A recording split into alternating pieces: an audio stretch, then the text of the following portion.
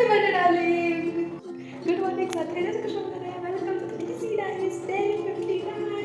સો finally today came યા આજે છે મારો birthday. Happy birthday darling. So મસ્ત ઉઠી. મારો બર્થડે ટાઈમ છે 5:10 AM. તો એક્ઝેક્ટ 5:10 AM ઉઠી.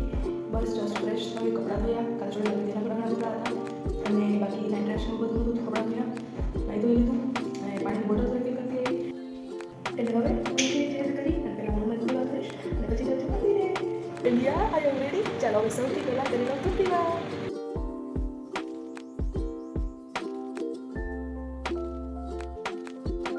ચાલો આઈ એમ રેડી. હવે પહેલાં જો સુરત દાદા નીચે જલ અર્પણ કરી લઉં પછી જાઉં મંદિરે.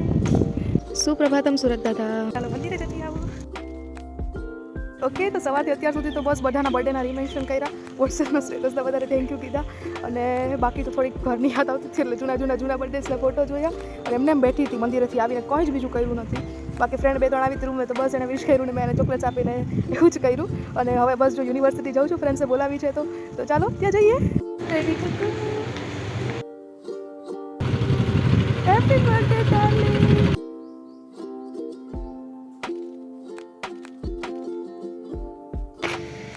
Thank you guys.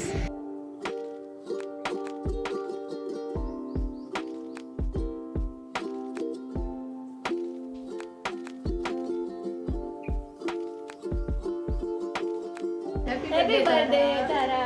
Thank you guys. You're welcome.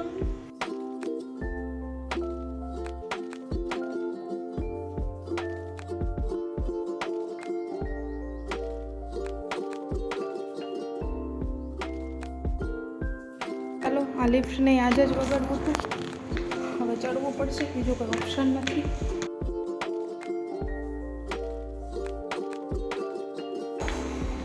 ચાલો ફાઇનલી આવી ગઈ છે ફ્લોર. લિટરલી ફ્રેન્ડે બહુ મસ્ત મજાનું સરપ્રાઈઝ હતું. સાચે ફ્રેન્ડ્સે બહુ એટલે બહુ મસ્ત મજાનું સરપ્રાઈઝ આવ્યું. મને મજા જ આવી ગઈ લિટરલી. થેન્ક યુ કહેવા માટે તમારી પાસે જરાય વર્ડ્સ નથી, બિકોઝ હજી તો સવારની હું મંદિરેથી આવીને નાસ્તો કરીને પલંગ પર બેઠી જ છું. 11 વાગ્યા સુધી એમને બેઠી કે શું કરીશ આખો દિવસ. ઘરની એક તો યાદ આવે આજનો દિવસ, ભાઈની, મીરાની, મમ્મીની. પણ એનો ફોન આવ્યો કે ચાલ આવ યુનિવર્સિટી, તારું થોડું કામ છે. અને હું ગઈ અને એને બંને ફ્રેન્ડ્સે બહુ મસ્ત સરપ્રાઈઝ આવ્યું અને I feel so glad to have such friends in my life. અને હા, હવે જો 2:30 થયા છે, હું હોસ્ટેલે આવી ગઈ. લિફ્ટ બંધ હતી તો ચડીને આવવું પડ્યું, પણ પહોંચી ગઈ રૂમે. હવે થોડીક વાર આરામ કરીશું. બાકી ઊંધે જઈએ ક્યાં તો મળીએ પછી. બસ તો જો 5 વાગ્યા છે અને મારું ક્યાંક બહાર જવાનું બહુ જ મન છે. તો 2-3 ઓપ્શન ધ્યાનમાં હતા નજીકવાળા, કેમ કે હોસ્ટેલથી પછી 7 વાગે તો પાછું આવી જવાનું છે. તો ચાલો જઈએ.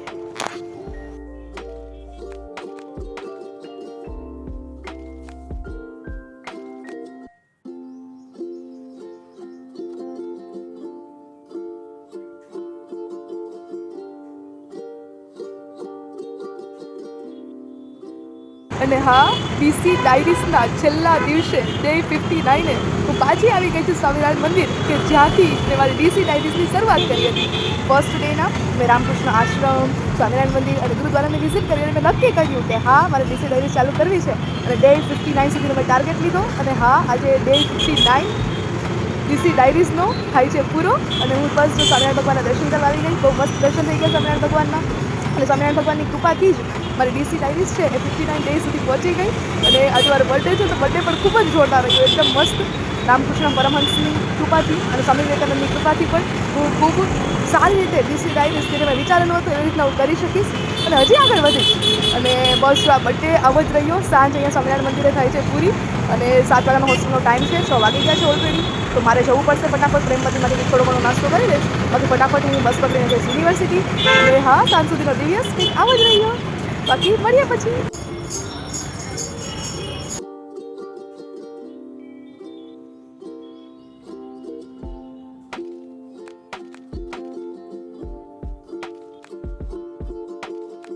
સાડા છે તો હું હોસ્ટેલે પણ આવી ગઈ. પછી સાઈન કરવા બહુ લાંબી લાઈન હતી એટલે 6:45 સુધી લાઈનમાં જ ઊભી રહી. પછી લિફ્ટ છે બંધ એટલે પછી જમીન ઉપર ચડી તો 6:30 7 વાગ્યા સુધી નીચે જ રહી. જમવાનું શરૂ થયું 7 વાગે. પછી જમીને આવી ગઈ ઉપર અને મંદિરે તો હું પ્રેમથી ઢોકળા લાવીશું તો હવે થોડીક વાર પછી ભૂખ લાગશે એટલે એ ખાઈ લઈશ. અને હા, આ સાથે જ આપણી મસ્ત પૈકી ડીસી ડાયરીઝનો અહીંયા થાય છે એન્ડ ડે 59 પર મારા બર્થડે પર આ ડીસી ડાયરીઝ આવીને થઈ રહ્યો છે એનો એન્ડ. અને હા, બહુ એટલે બહુ મારા માટે નવી અને એક મોટિવેશનલ રહ્યું. લાઈક મજા આવી ભરવાની, બધું કરવાની અને ઘણું બધું જાણવા પણ મળ્યું. અને હજી પણ કંઈક નવીન આવી રહ્યું છે આ વર્ષમાં જ. વર્ષ પૂરું થતાં પહેલાં જ, વર્ષ પૂરું થયા પહેલાં તો કંઈક બહુ મસ્ત કરવા જઈ રહી છું. તો સ્ટે ટ્યુન. અને હા, આવી જ રહી આ ડીસી ડાયરી બહુ બહુ મસ્ત રહી. મારા માટે બહુ મજા કરી ડીસી ડાયરીઝ ચલાવીને. વિડીયોઝમાં થોડુંક આગળ પાછળ થતું હતું. એનું મેઇન રીઝન એ કે જો પહેલાં મારી માટે નવું. સેકન્ડ મેઇન રીઝન કે ડેટા કાંઈ પૂરું થઈ જાય મારા ડેલીના યુઝમાં જ, એટલે વિડીયોઝ એમ અપલોડ ન થાય. થર્ડ કે ઘરે ગઈ એટલે ઘરેનું રૂટીન તો સારું ચેન્જ, એટલે ઘરે વિડીયોઝ અપલોડ ન થયા એટલે પછી મારે ફાસ્ટ ફોરવર્ડ 10 દિવસ જવા દેવા પડ્યા. બિકોઝ ઘરે વિડીયોઝ બનાવવા થોડાક ટફ થઈ જતા, ટાઈમ જ ન મળતો ઘરના કામમાંથી જ. બટ હા, આવા બધા અપ ડાઉન સાથે જ આ ડીસી ડાયરીઝનો અહીંયા થાય છે એન્ડ. આ વર્ષમાં જ આ ડીસી ડાયરીઝ ચલાવીને મને બહુ જ મજા આવી ગઈ. હા, આ સાથે જ આજનો દિવસ અને ડીસી ડાયરી થાય છે પૂરો.